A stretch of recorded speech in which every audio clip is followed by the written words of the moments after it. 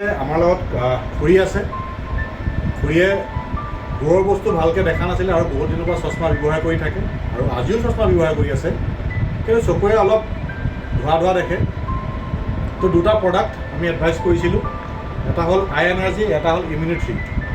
আৰু সম্পূৰ্ণ এমাহ কোৰ্চটো কৰাৰ পাছত খুৰীয়ে আজিৰ দিনত ভালকৈ দূৰৰ বস্তু দেখা হৈ গৈছে।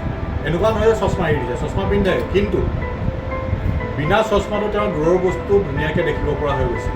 তো আহক খুৰীৰ মুখৰ পৰাই জানো। খুৰী নমস্কাৰ। আপোনাৰ কি হৈছিল?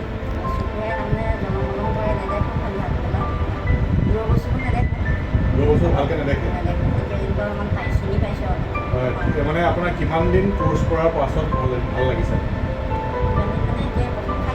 প্ৰথম খাইছে, মোটামুটি এমাহ আপুনি ভালকৈ কৰিছে।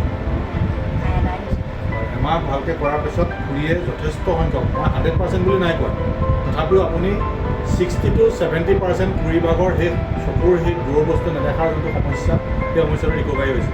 তো সেইটো আমাৰ সকলোৰে কাৰণে বহুত প্ৰয়োজন। সেইকাৰণে মই সকলোকে ৰিকুৱেষ্ট কৰোঁ যে আমাৰ এই দুটা প্ৰডাক্ট আপোনালোকে ইউজ কৰি চাব। আৰু দুইটা এনেকুৱা নহয় যে বেমাৰ হ'লেহে ব্যৱহাৰ কৰিব লাগে। বেমাৰ নহ'বৰ কাৰণে আপোনাৰ চকুজুৰি আগতীয়াকৈ ভাল কৰি ৰাখিবৰ কাৰণে আমাৰ এই প্ৰডাক্টকেইটা ব্যৱহাৰ কৰিব পাৰে। Thank U.